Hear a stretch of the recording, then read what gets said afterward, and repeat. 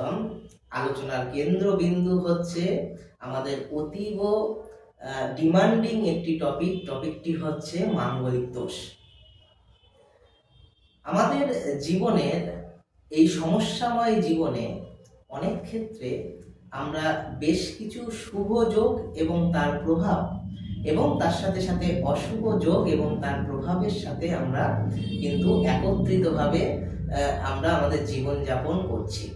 অতএব শুভ যোগ যেমন আছে, তার যেমন পজিটিভিটি আছে, ঠিক তেমনিভাবে অনেক নেগেটিভ বা নেতিবাচক যোগও আছে। যে নেতিবাচক যোগগুলোর যদি নেগেটিভিটি আমাদের জীবনে চলে, তাহলে কিন্তু অনেক ভালো ভালো জিনিসগুলি, অতএব অনেক ভালো ভালো অপরচুনিটিগুলো আমরা কিন্তু পেয়েও পাবো না, বা ভালো হওয়ার পরিবর্তে আমাদের জীবনে কিন্তু অনেক সময় ক্ষতি হবে।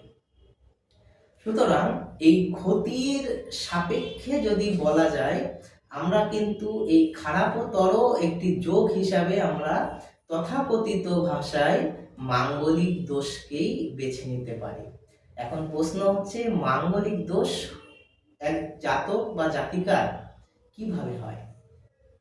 মাঙ্গলিক দোষ হয় যদি কারোর ন্যাটাল চার্টের লগ্নে, চতুর্থে, সপ্তমে, অষ্টমে এবং দ্বাদশে, এই কটা হাউসের মধ্যে কোনো একটি হাউসে যদি মঙ্গল অবস্থান করে, তাহলে কিন্তু আমরা নিঃসন্দেহে বলতে পারি যে তার মাঙ্গলিক দোষ আছে।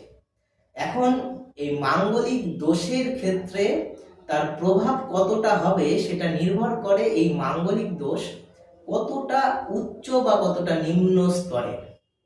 দেখুন, যেহেতু মাঙ্গলিক এটি একটি দোষ, এর সাধারণভাবে আমরা এর প্রভাবে আমরা যেটা দেখতে পাবো সেটা হচ্ছে সেই জাতক বা জাতিকার হয় বিবাহে বিলম্ব হবে, নতুবা বিবাহ পরার্থ সেই জাতক বা জাতিকার দ্বন্দ্ব, কলহ, অশান্তি, বিচ্ছেদ, এমনকি স্বামী বা পত্নীর মৃত্যু যোগ পর্যন্ত সংঘটিত হতে পারে।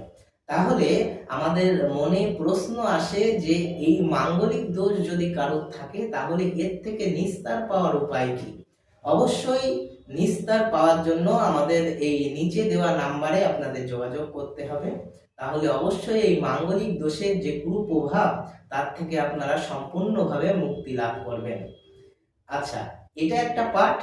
দ্বিতীয় পার্ট হচ্ছে, অনেক সময় আমাদের মনে প্রশ্ন আসে যে একটা জাতক বা জাতিকার আমরা যদি মাঙ্গলিক দোষ ন্যাটাল চার্টে লক্ষ্য করি, অথচ তথাপি তার দেখা যায় ভালো হচ্ছে, এটা কারণ কি? এটার পেছনেও বেশ কিছু কারণ আছে। এই ছোট্ট ভিডিওর মাধ্যমে এই এত কিছু আলোচনা করা সম্ভব হচ্ছে না। আমি অন্য কোনো ভিডিওতে এই মাঙ্গলিক দোষ থাকা সত্ত্বেও আমাদের কেন সুফল হয় সেটা সম্পর্কে বিস্তারিতভাবে আলোচনা করব। আপাতত যেটা জানানো সেটা হচ্ছে এই মাঙ্গলিক দোষের যে নেগেটিভিটি, সেটা কি? মাঙ্গলিক দোষের নেগেটিভিটি বলতে আমরা বুঝি সেটা হলো বৈবাহিক জীবনের ক্ষেত্রে ভয়াবহ সমস্যা। অনেকে আছে আমাদের কাছে প্রায়ই আসে, তারা দেখুন তথাকথিতভাবে যাকে সাকসেসফুল বলে, তারা কিন্তু সাকসেসফুল, অর্থাৎ অর্থ, ধন, সম্পদ, প্রাচুর্যতার কোনো অভাব নেই তাদের। শুধু যেটার অভাব সেটা হলো মেন্টাল হেলথ, অর্থাৎ তাদের মানসিক স্বাস্থ্য, অর্থাৎ তারা ডিপ্রেশনে আছে। অনেক সময় দেখা যাচ্ছে তারা অ্যাংজাইটিতে ভুগছে, অনেক সময় দেখা যাচ্ছে তারা অত্যন্ত দুশ্চিন্তায় আছে। কেন? বিকজ অফ তাদের দাম্পত্য জীবনের ক্ষেত্রে নানা বাধা বিপদ লেগেই আছে।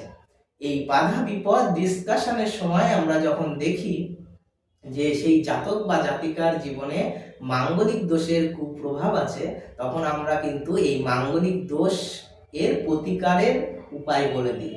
এবং পরবর্তীতে আমরা অনেক সময় লক্ষ্য করি যে এই মাঙ্গলিক দোষের যদি সঠিকভাবে প্রতিকার হয়, তাহলে কিন্তু সেই জাতক বা জাতিকা নিশ্চিতভাবে তার পরবর্তী জীবনে সে কিন্তু সফলতা এবং তার মানসিক যে স্ট্রেস, সেখান থেকে অনেকটা বেরিয়ে আসতে সে সহায়তা পায়। তাহলে মাঙ্গলিক দোষ কারোর যদি থাকে, অবশ্যই প্রত্যেকে নিজেদের ন্যাটাল চার্ট খুলে দেখুন, সেখানে দেখুন আপনাদের লগ্নে চতুর্থে, সপ্তমে, অষ্টমে অথবা দ্বাদশে মঙ্গলের অবস্থান আছে কিনা। যদি থেকে থাকে অবশ্যই প্রতিকার করুন। অনেক অনেক ধন্যবাদ, সকলে ভালো থাকবেন, নমস্কার।